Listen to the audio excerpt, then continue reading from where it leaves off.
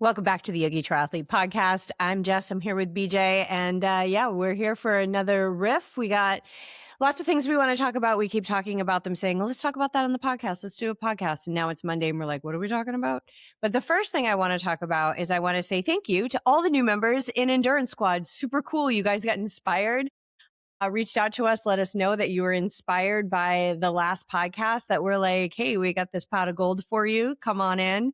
And some of you guys signed up, and that's awesome. Like, we're building this community. We have our February coaching call coming up this Thursday, and this is it. Like, it's here now. It's so cool. And it's like, it's not this thing that we're building. Like, it's done. It's ready for you. So come on in, cancel anytime. It's like, it's such a low commitment and low cost for, I think, truly a big pot of performance gold. But anyway, welcome, Beach. Thanks for being here with me. So good to be here, as always. I really enjoy seeing like this Endurance Squad come to fruition, like all the years that we've invested in videos and capturing content, like endless content. It's all in this one spot finally. And everybody's, finding value in it, in each area of it, whether it's the yoga practices or the mindfulness meditation practices that are recorded.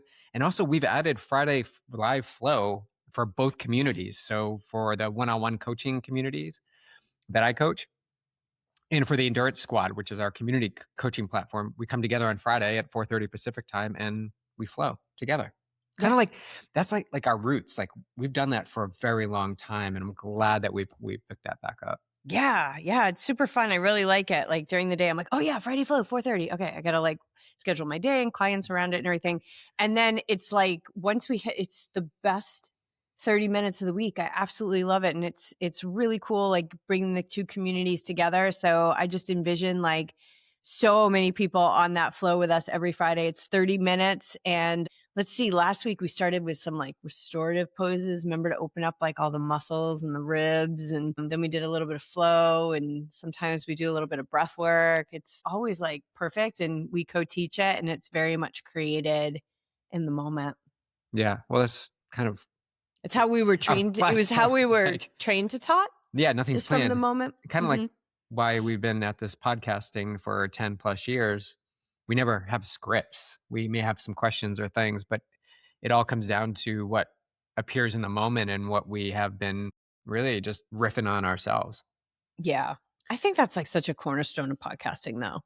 Like, just to have an organic conversation. It really was kind of like the first medium that really launched these like organic conversations into the world. And I think from a bigger perspective, that's so important for us to experience these feelings of joining and belongingness, because isolation and not feeling a part of something, or not feeling a part of a conversation, or feeling something that you don't think anybody else is feeling, but in fact they truly are. It's like we need that communication. We need that continuity and senses of belongingness, because the isolation is terrible for us humans. You just told me something about isolation. Isolation versus solitude. Oh, yeah. Oh, I love that. So, isolation sounds egoic, and solitude sounds like a choice. Like, it's a choice. I'm going into solitude. That's it right there. You choose to retreat and put yourself into a place of just reflection and maybe restoring your energy levels, and then you come back out into the world, basically. But yeah, the other one is you don't feel like you belong, and you feel like you have no way out. When you're isolated. And I think there's a choice there, and I think there's a powerful practice in solitude. I mean, I've just been working on this with a few athletes that they just want some time, like an hour of a day, like to themselves, and actually like without any music or sound, and just be able to train, get on the trainer or get on the treadmill and just be. But I also get the other side of it too. You step away and you're in solitude, but you want to come out and play. And even this weekend, going up Palomar, I was all by myself mostly, and then halfway up, that new friend of mine, this junior elite cyclist, came up and we rode the second half together, and it was just enjoyable to have somebody there. Did you want to go more on the solitude and isolation? Nope. No. Move on. All right. Oh, what do we have next? Done with that. What can we talk about next? Do you want to see what we're training for? Or what we're working on? Why are you smiling? No. Okay. Sure. All right. What are you working on? What are you training for? Oceanside is 8 weeks away. The Ironman 70.3 Oceanside. And we've started running on the course on Sundays. So if you're in town or live here and listening to this and want to come get on the run course for some recon, I run it, one loop of it every Sunday at 7:30, 8 o'clock. We start at the furthest end on South Myers Street and the furthest end of the run course, and we run towards the pier and down towards the harbor. Yeah, just get a feel for the hills and the things to look for and where you can pick up time and where you need to work on some mental cues, like when you're out there all alone at the furthest turnaround. Pause right there. Yeah. What's a mental cue? What are you talking about? Mental cues. So when you feel like you're all alone and you feel like this is so hard, how can you shift to pull yourself away from that? Because that's not helpful. You know, that mind indulgence, that thought is not helpful to getting you back to the finish line quicker or as quick as you want to. So how can you hone in and focus the mind? Breath and mantra are good things. Be here now is such a good tool. When I'm at that furthest point and you make that turn on the second loop, you have 2.5 miles to get back to the pier. It is just on. So it's like, how can I focus on each individual breath that I'm taking? Be here now, be here now. And then I match that with breath. Be here now, be here now, all the way back. And then things start to fade away that were sort of distracting you or pulling your attention away from what you wanted to execute. So yes, that's what I'm training for is Oceanside. I have to say I'm feeling really strong on the bike, like really strong. And I'm not doing anything out of my wheelhouse. Just doing the work. And I thought you were doing stuff that you haven't done in a while. You were doing I started it before Arizona. Okay. So it is relatively new. Just lower cadence more often for extended periods of time. And I was thinking about that going up Palomar on Saturday. This is the steady work, 90% of my FTP or 85% of my FTP, cadence of like 65, 70. And you're just like, just bones, not muscles, as Lawrence says, bones, not muscles. And an hour and 6 minutes later, I made it to the top of Palomar. Feeling good. How do you balance because you can't just do low cadence like 85% all the time. So how do you balance that so you don't get like what's the line between that being super effective and that being like starting to slog? It's like, oh, you can do it, but well, that's a good right there. If you're bouncing back and forth, you should not be riding a bike like this. But some low cadence work, so under 60 revolutions per minute, you may be like this. You may be trying to push the pedals. But as you get up into that 70 to 80-ish, you kind of can get into a groove of just, it's uncomfortable. The essence of what that is we're so comfortable at 85 to 90 revolutions because that's mostly what we will race at. But what happens when you slow it down? The body gets a little uncomfortable and then you start to shift gears. And what if you stayed in the gear? Just sat with that uncomfortableness and see that as the opportunity. That's the work of building that compounding effect of repetition of pedal stroke after pedal stroke after pedal stroke. So then, to answer your question, I can apply that slog back and forth into the work I'm going to race at, which is obviously going to be a higher cadence than that. And it won't take so much out of my glutes muscles. Because you still need to run. Yep.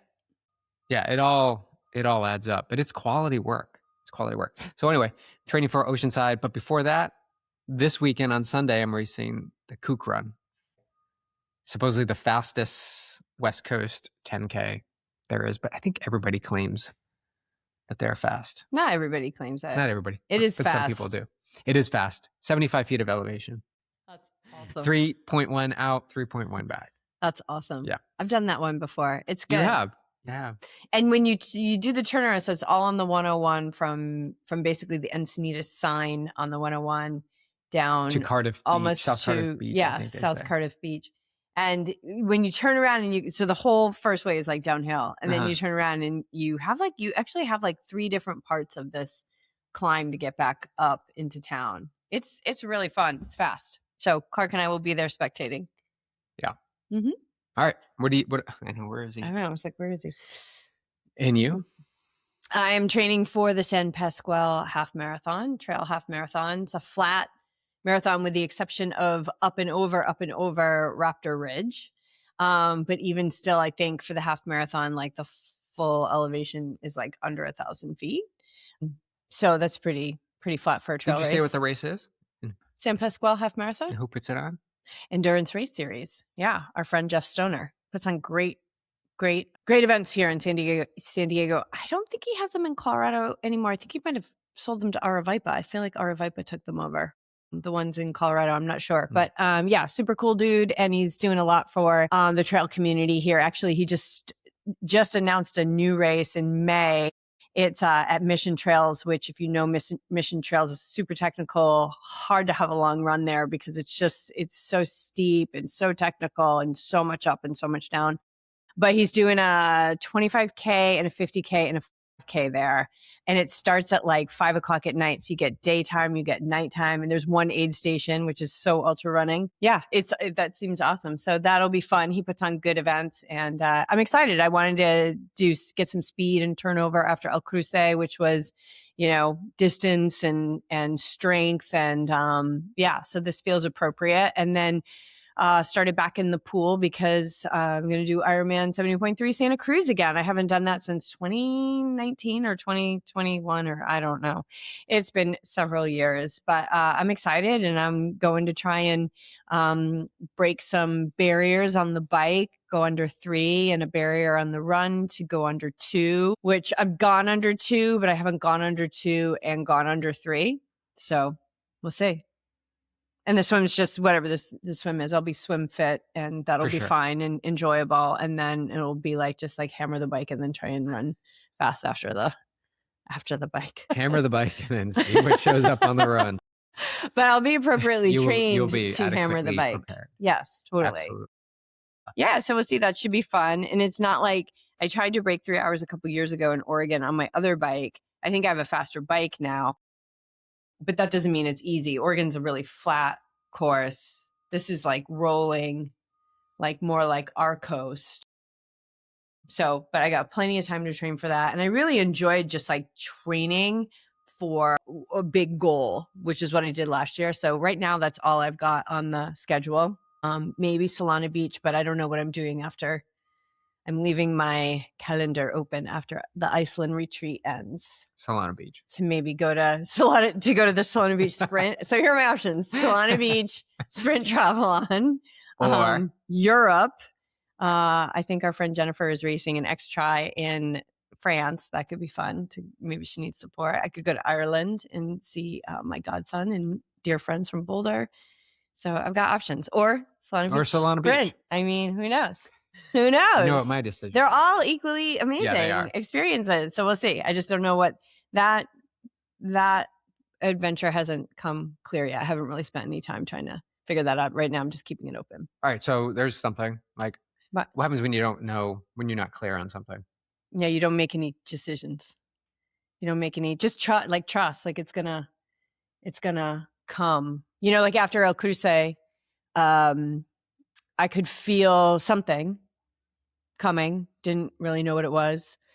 I could feel it coming. I didn't know when it was going to come. I don't know what it was going to be. I went ahead and made this goal of doing this half marathon and doing Santa Cruz because answering that question that I answered last year so religiously, like what's the best thing for my training right now? When I look at myself as an athlete and what I feel like is going to be the best for my development as an athlete, it's going for some speed to kind of get some turnover and get some speed. So I knew it wasn't going to be like another big like physical thing. But then what happened? Oh, somebody that went to Patagonia with me reached out to the travel yogi that I partner with on these yoga adventures and was basically like, I had a blast with Jess. I want to travel with her again and perhaps in Asia in 2027. So they said, hey, do you want to go to Asia in 2027? And then there it was, Bhutan, which was a seed that was planted a really long time ago by our friend Paul, who had just come back and said, like, you have to go to Bhutan in this life. And so, yeah, that kind of rolled in. But before that, it was just like, okay, I don't know. I just feel like I'm in tune with, I don't know, with like my life and how it feels and like just moving with it. not so much of like being like, okay, now I'm home, now I rest, now I do this, now I do that. I don't. I just move with life. I just wake up and I move with life each day. And sometimes I can feel exciting things coming. And I think I could say that every day because I feel like that's the momentum I've created in my life, and that's going to just continue to come. Great adventures, and that's just like such an essence of who I am. So in the early days of this Bhutan adventure, it's going to be in 2027, and yeah, I'm just waiting to hear on dates. And we had put it out there too through our newsletter list. If you guys aren't on the newsletter list, yeah, definitely join it. We're sharing some inside stories of our life and our struggle and our challenges, because you see us now, and all the rungs on the ladder that got us here is what we're sharing. But that's also where I share things like this. And so we have a small group of people who are really interested in it. And yeah, we're just waiting for the next step, and just I don't have the answer yet. So now we're on So what do you hold. do? Yeah, you don't have the We're answer. on hold, and it's funny because I've had a couple of moments of like, oh, I should email the people who said they were interested to tell them that I'm still waiting. And it's like, no, because I told them that when I have something to share, you will hear from me. And what is that? That's my mind being like, hey, I want to move this thing forward. It's not moving forward. Well, I don't know what the pace of life and time is in Bhutan. I'm sure it's a little bit different than what I'm going to do today. So we're waiting to hear back. And yeah, when you don't have your answer, when you're feeling pressured, when you're feeling confused, where you're ping-ponging back and forth, you don't have an answer. And so calmness is what's going to bring you that clarity. And yeah, it's like, I think the work is just like watching those tendencies to force something along, and also just the inability to sit with uncomfortableness of the unknown, because that's something that's pretty easy to train. And as you're as you're saying that, I'm thinking when you're the benefit that like another benefit of just being calm when you make that decision is in that moment you're aligned.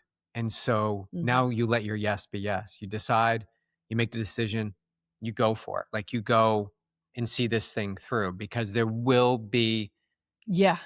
countless moments of resistance because the mind will fall to what's comfortable when something unknown, as just mentioned, pops up there and the mind doesn't know how to work with the unknown.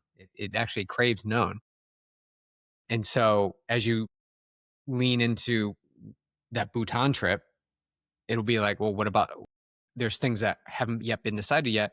And if the mind is running the show, it's going to fill in the future with what you've experienced or what you have experienced similarly to this experience. It will fill in the blanks. And then you're relying on what has happened in the past and not what could possibly happen in the future. Does that make sense? Yeah. Yeah. Yeah.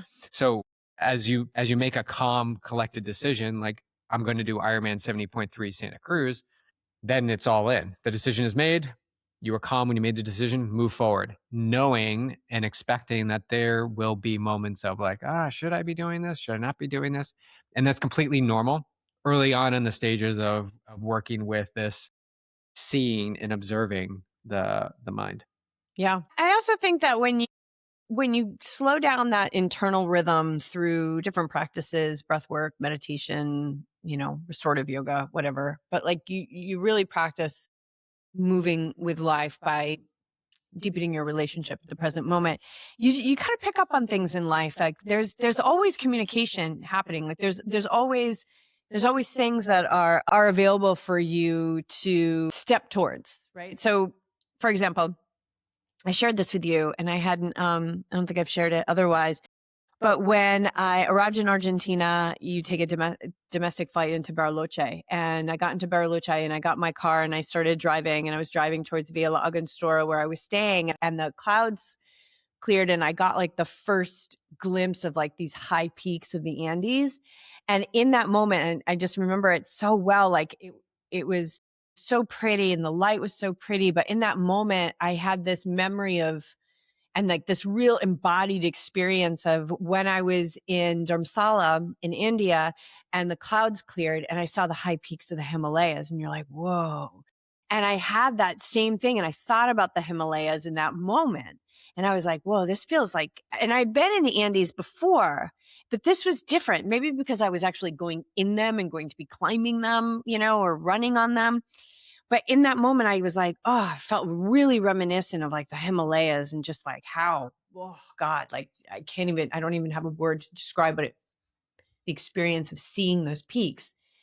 And I hadn't felt that in so long. And then like a month later, the Bhutan thing comes in, and that's in the Eastern Himalayas. So there they are, but they were already like going, hey, hey, we're going to be calling you soon. And I can't not put those two things together. And I think when you pay attention to the small details of life, man, it's so cool because you're just like, oh yeah, I was seeing this whole thing kind of unfold along the way. And I think it makes the adventure so much more fun, of course, but because I love to have fun, but like sure-footed. It's not like this Bhutan thing came out of nowhere. Like I was like, oh my God, that's so crazy. I had that moment when I was really reflecting on the Himalayas and being like, I felt their presence again. And there it was. And you can see this momentum building because you're focused on it. Yeah, I am, but I've also I'm not thinking every day No, like, oh, you're is not thinking today every going to day. be the day I get the dates? Like, can I? But Is today? it's starting to Yeah, it's pick this. up Yeah, versus it's like this. just a speck. You know? No, it's like this, like a nice rhythm that's like super patient, and that's a really nice rhythm of life to tap into when you're looking to, I think, go after big things or do something you've never been done before. Not so much up here in the brain, but like really getting into feeling that rhythm of something building is very exciting. What else does it do? You were going to talk about this, but what else does the feeling of something like that do? It builds what? Desire, Trust and confidence in yourself. Yeah.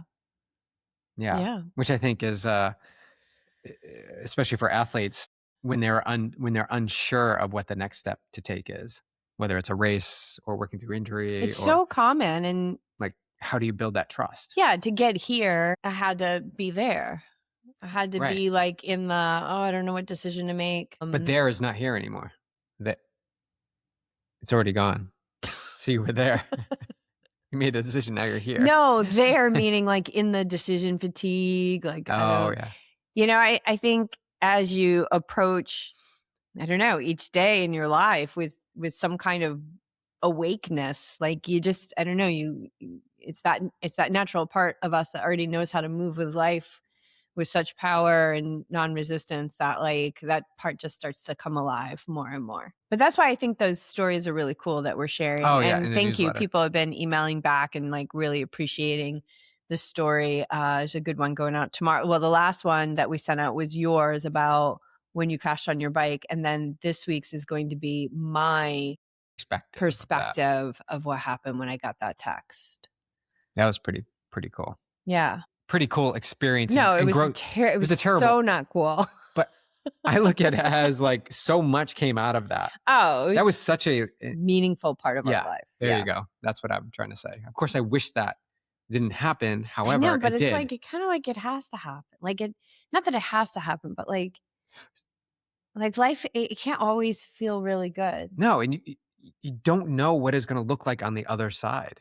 You don't know how the story is going to end. You don't know how it's going to end. I can tell you how it's been since, and it's been nothing but, great race performances. Yeah. So you can look at it as, why me? Or you could, which I have been there before in the past. Or you can look at it as like, what is going to come of this? Because this is a very, one would consider a low point. So in order to have the lows, you have to have the high. So at the low, you know that next high is coming, whatever that looks like. Not attaching to it, but knowing and trusting that will happen. And it did. And so I have no evidence of either. I have evidence of both, but I also don't feed any of the mind saying there's like no evidence in this moment right now. I guess I know too much. I've experienced too much to say this is the end. Like I won't be able to run again, or yeah. I was just reading in that Florence Scovel Shin book this morning. You don't have the faith of a peasant, she says, which I think is like old world languaging. But like you don't have the faith of a peasant anymore. Like you have a faith of somebody who has trusted life and been tumbled around a little bit and always come out stronger, always come out with everything resolving to good. What? I'm just thinking about dryer. Like I was thrown in a dryer. I came out and I smell pretty good. A dryer. A dryer. Like Uh, washing dryer. and like you got like You- cooked in there a little I bit. did. Yeah, Like that's the refinement. You're being refined. like my puffy from a story that Jess shared. Didn't we share that story? You shared that Or I story shared last that time. story. Yeah. Yeah. All right. What are you working like? What's a theme that's coming up with athletes that you're working with that you're seeing with athletes? What have you been talking a lot about lately? It's a good question. So many good things. All right. Well, why don't we move into something else that we know we wanted to talk about? Sure. Risk versus recklessness. Yeah. What can you say about it? No, I want to ask you first. What's the first thing that comes up for you when you think about that? Like risk versus recklessness. Recklessness is, I would say recklessness is getting a new bike, 2 weeks before an Ironman and expecting nothing to change in your body at all. Everything would be the same. And obviously that's not true.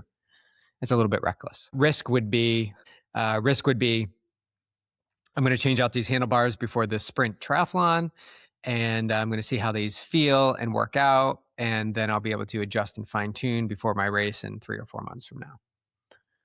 To me, that's a little bit risk and recklessness. Yeah. Does that make sense, or is that not on? No, I like that. I theme? had just been thinking about this risk versus recklessness. That, and I think it plays into what you were saying earlier about when you decide on something, like just lock into it and stay focused on that.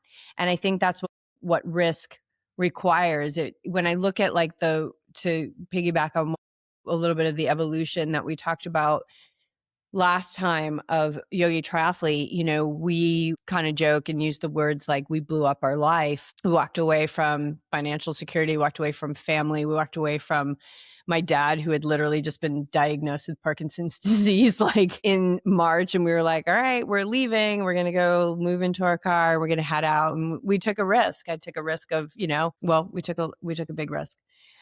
But I don't think that risk was reckless, because we spent a lot of time building our foundation and feeling very grounded in this decision before we even told anyone. So we knew we were going to do this in like December of 2015, and we didn't tell anyone until it was Easter with my family, which was April. And so because we didn't know how people were going to respond, I would say 99% of the people responded with just like, this is amazing. You guys are going to do great. Like, go have an adventure. We're going to miss you, but this is incredible.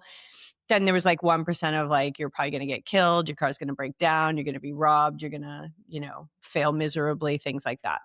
But I feel like the risk was backed with like focus, because we had been training our minds for several years and had like a big boatload of will that we could place onto faith, that we were following this calling, that we didn't really understand the full articulation of how it was going to come into form. And I feel like just now, 10 years in, with our one-on-one coaching, our yoga adventures and endurance squad, it's like, oh my gosh, okay, now we've honed in. 10 years to hone in.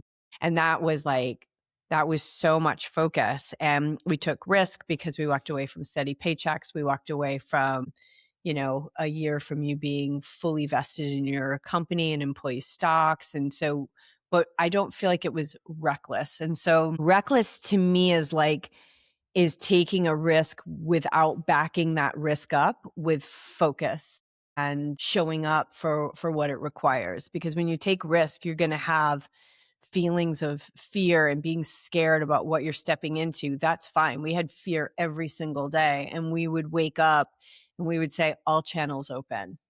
All channels open. Mm-hmm. Remember? All channels open. And that just felt so good. I mean, there were times we didn't know where we were going to sleep at night. And then like this hotel would come out of nowhere, like at the perfect price, And I think even to say like, oh, well, it was a calculated risk, even to say like a calculated risk, it's like, I think risk requires calculation.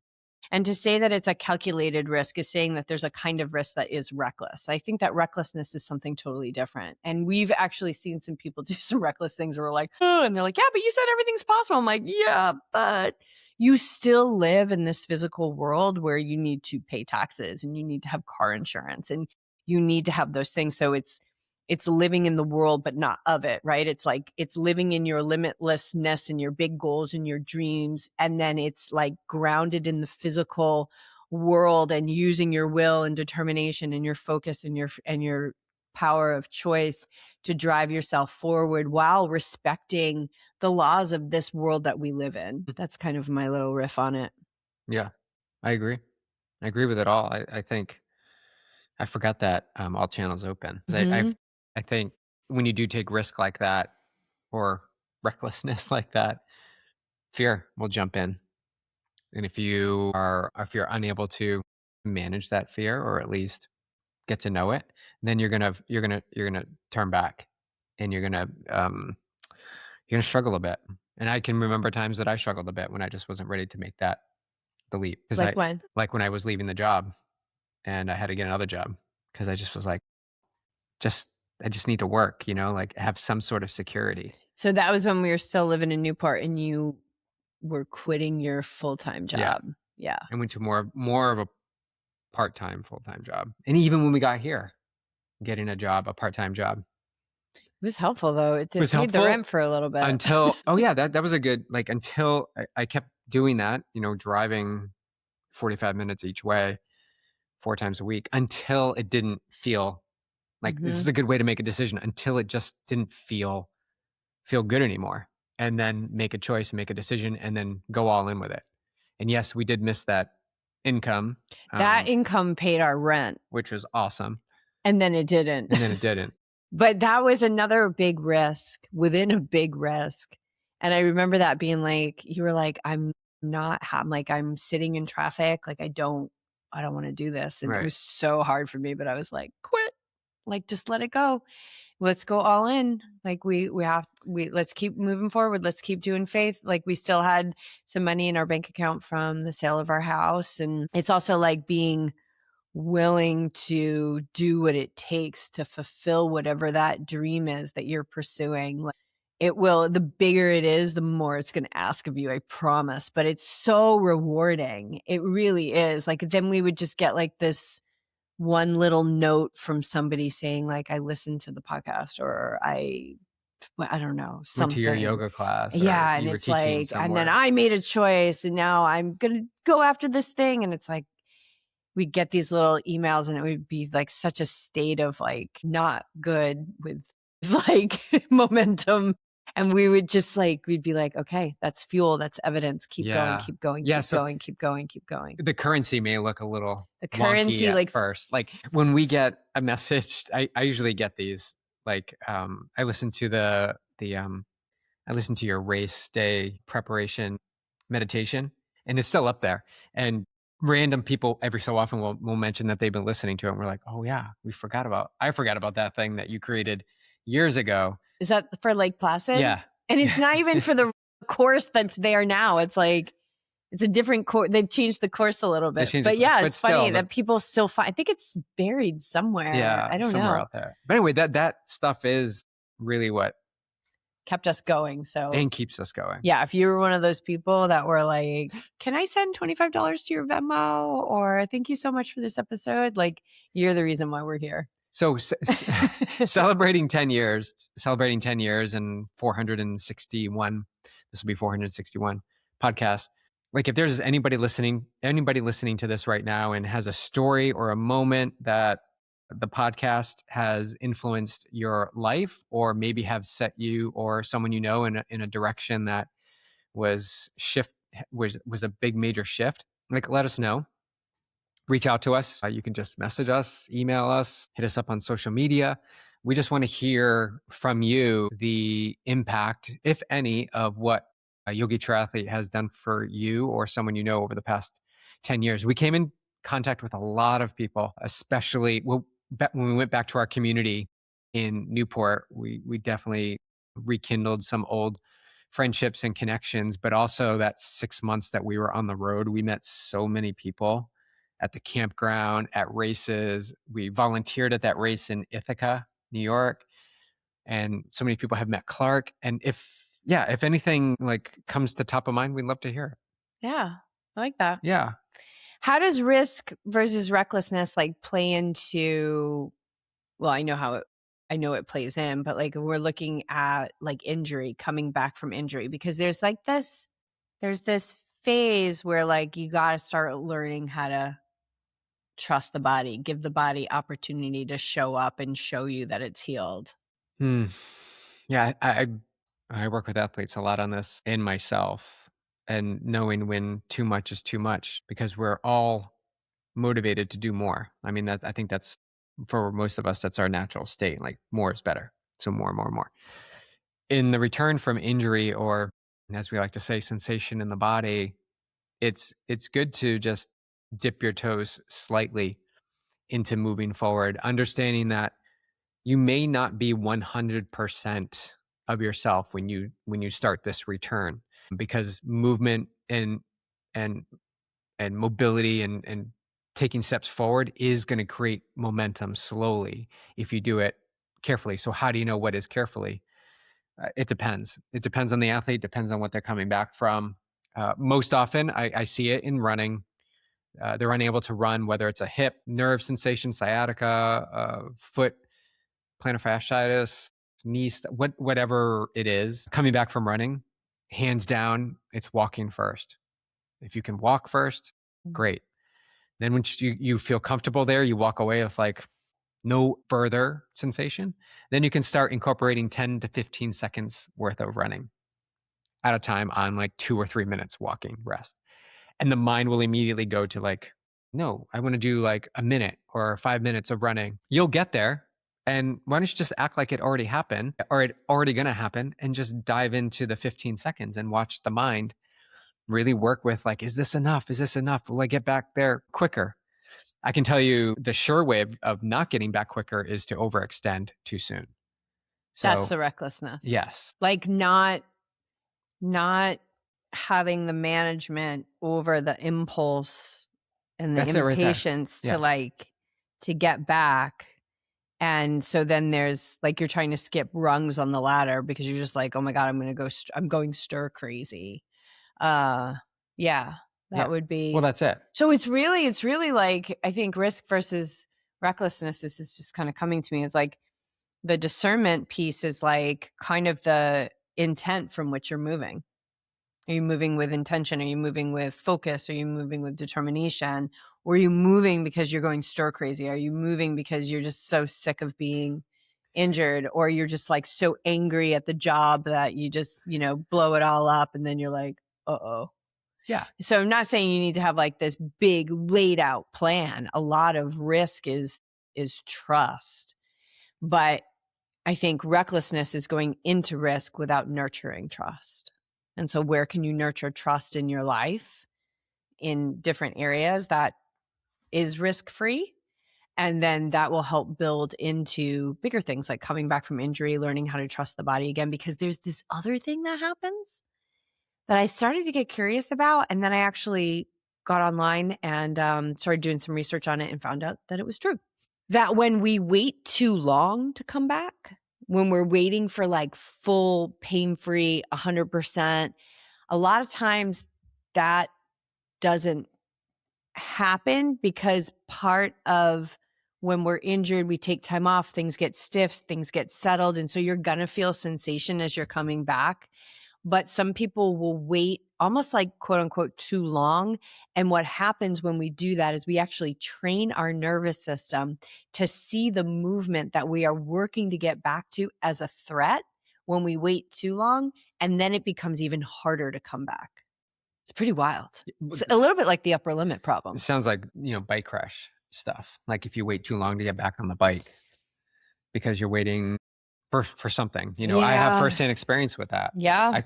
My goal was to get right back on the bike as soon as I could, to kind of like not let that. And I guess that's subconsciously what I was thinking of, is like, I don't want to get to the point where I don't want to get back on the bike. Although that really never appeared. And I think that you're backed, like you have a backing of mindset work that allowed you to get into that. That's true. So I'm a big proponent of like exposure therapy, when I work with people who have crashed on the bike, I figure out where they are in our sessions, and then we start moving into that exposure therapy. But we're not moving into that getting back on the bike, the very thing that is the threat, the very thing that we're like wanting to get back on, but like can't get back on.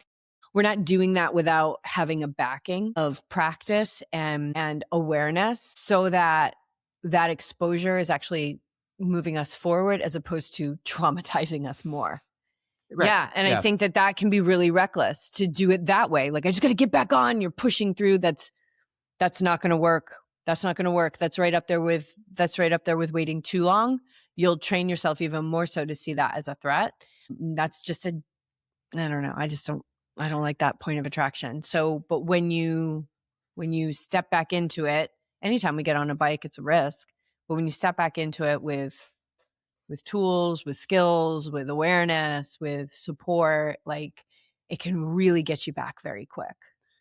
And having a coach, when you were talking about examples, like working with athletes, the ones that, communicate like daily, and I'm able to see what's going on and where the not with the valleys, but where things start to dip a little bit. You can adjust on the fly, and then you're actually helping them move more quickly along in this injury recovery process, or whatever opportunity that they're working through, a little bit more quicker.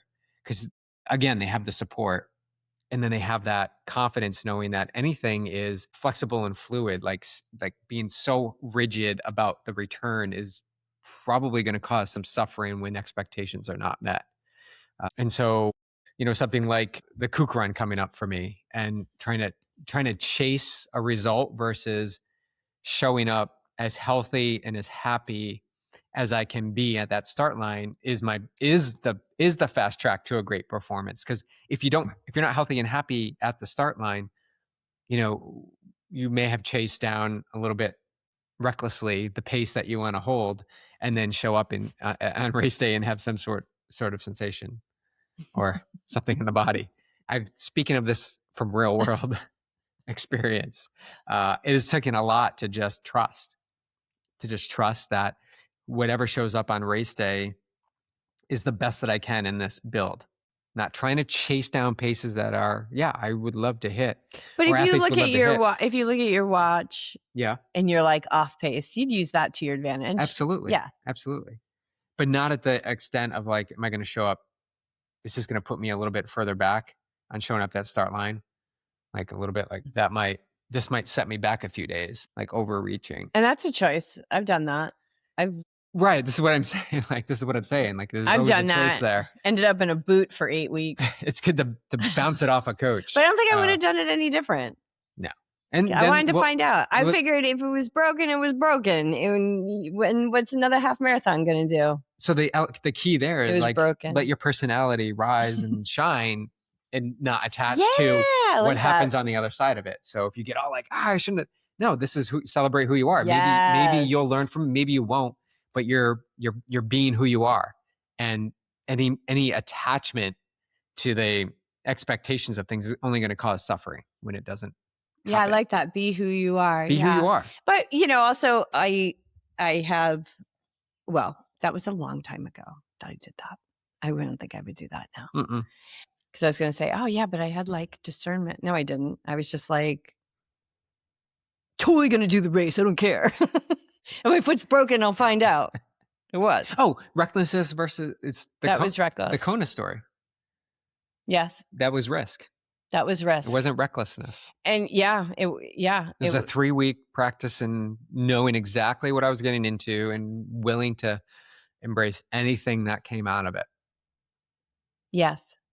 Yeah. And even as it was unfolding, you were making decisions. You were just like you were on the run portion, just being like, I don't know. I just can't stop. I feel like this is really important. I got to keep going. So yeah. And I think that the risk of us like never canceling the trip, we never even considered canceling the trip, because we were like, well, if you're going to be healing and you can't race, we might as well be in paradise in your most favorite place with the most favorite event of your life there, like, and let's heal there. But I think that was a big thing. Of course, we're risking spending all this money to go on the trip, blah, blah, blah, blah, blah.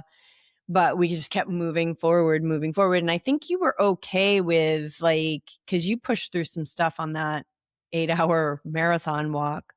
I think that you were okay with whatever the consequence was on the other side of that, because the purpose that you felt that day was so strong that you didn't cower back and say I might actually be more banged up because of this. But as a matter of fact, you were actually better on the other side. Wasn't that weird? It wasn't Not weird. No, because I've because seen everything but you were actually better on the other side of that finish line. yeah. So number one was just to get in the water and start. That was everything. And then this belief that has formed over the years from leaning into risk versus recklessness is that I know that when I do big things like this, most often on the other side, it's like a clearing or cleansing happens. And that could just be a belief. That could just be what's in my mind. And when I get to the other side of it, I am very rarely worse. I am most often the same or better when I come out of these experiences. And for me, that's like the launching pad for momentum to take me to that next big, great performance or outcome. It just has happened too much now, and the belief is now shifted into doing that more often. I trust that we will be provided for exactly what we need. Yeah, I like that. But that's a belief that was formed over time. Yeah. It continues to form. Just like you have a belief that you're going to go to Bhutan, it's going to be like this epic adventure, and it's not like Bhutan and then Bhutan and then done. It's like, well, what's next after that? What's next? Yeah, that's how this whole. So excited. Croatia looks pretty good. So you can't skip any rung of the ladder. You can't skip any rungs on the ladder. When you have moments of I want to go here, but it's not time yet, or man, this person just signed up for the trip and now we only have 2 rooms left and I need to get these 2 rooms. This is all part of these are all steps along the ladder to get you to that place where you want to go. No shortcuts, no hacks. No, but the funny thing is that as you go, okay, what's the next logical step? And that was what we did when we left Newport and ended up out here. We were always like, okay, okay, we blew up our life. We walked away from all this money. My dad just got diagnosed with this disease that's going to kill him. Okay, well, now we're in the middle of nowhere and we're 3 months into this trip, all channels open. And what's the next logical step? Okay, we need dinner. Let's go get dinner. Because we didn't. And that's how we did it. We didn't have a cooler with us. And we didn't have a cooler with us. It's so. Because we didn't have room. There's other things that we were living in a Honda Fit. And we should have gotten a because we were living van. in the smallest car ever. But we learned. We learn.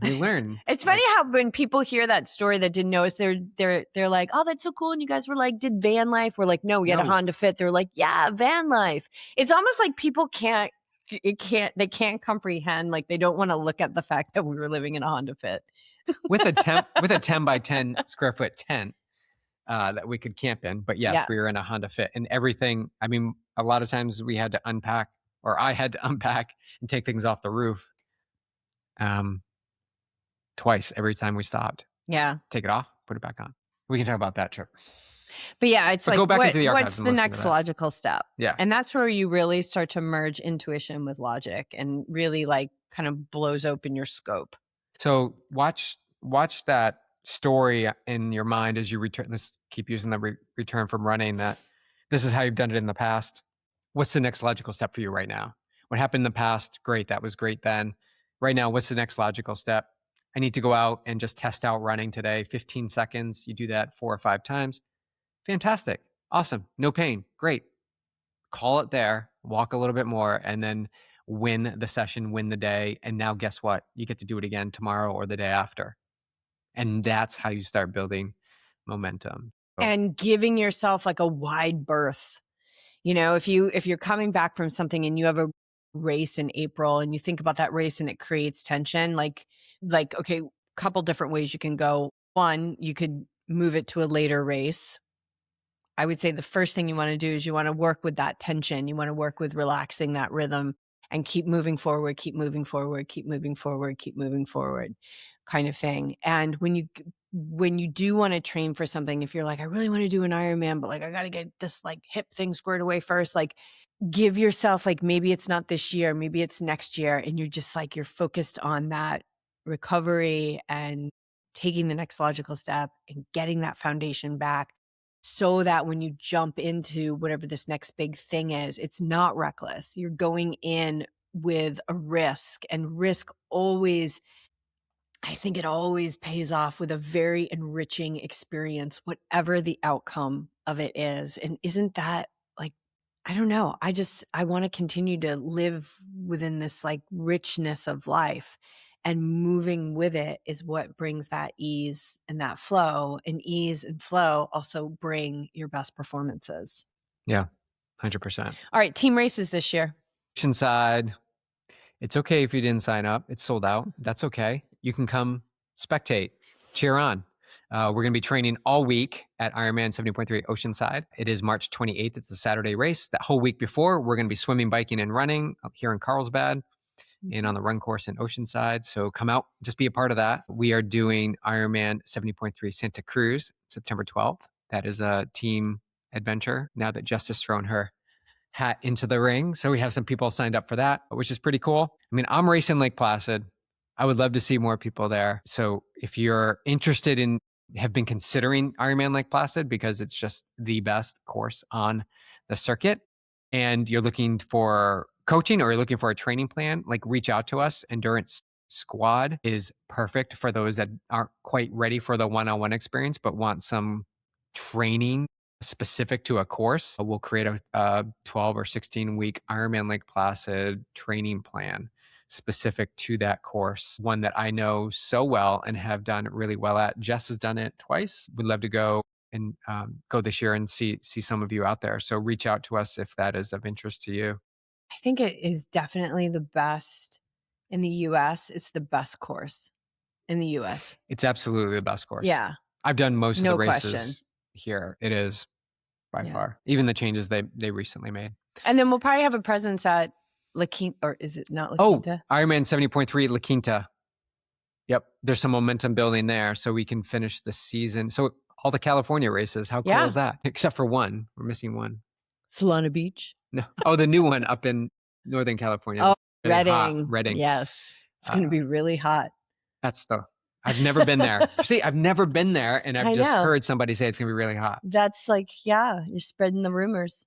I used to spread rumors about Oceanside, how it was so cold when we lived back east, and now it is awesome. It is like the now perfect... you coach people to deal with the cold. I do. Yeah. And I coach myself too as well. Yeah. All right. And then we'll be at Solana Beach. Maybe. And maybe at Mission Bay. I might be in the south of France. We shall see. I don't know. I don't know yet. I don't have the clarity, so I keep it open. And then it'll come at some point. It'll come. Cool. All right. Thanks, guys, for listening, tuning in. If you have questions, comments, please let us know. We love what we do, and we would love to welcome you into the community firsthand in either Endurance Squad or one-on-one. Maybe we'll see you over there. Bye. Bye.